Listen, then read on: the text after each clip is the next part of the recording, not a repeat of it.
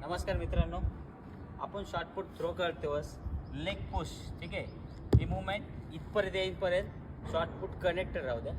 Push केल्यानंतर हा leg पुढे घ्या किंवा हा ड्राय करा. ठीक आहे, बरेच मुलं नी बेंड नाही करत. हा बेंड केला तर फोर्स इथून क्रिएट होईल. ठीक आहे, ब्रेथ इन, हँड लेग आणि अप्पर बॉडी तिन्ही कोऑर्डिनेशन सोबत करून हँड थ्रो करायचा आहे. ज्यावेळेस थ्रो केल्यानंतर हा हँड इकडं फोर्स करा, जेणेकरून तुमचा फॉल होणार नाही. ठीक आहे, सेम एक्सरसाइज सेम टान्समध्ये वर्क करा. Ready, breathe in, stop.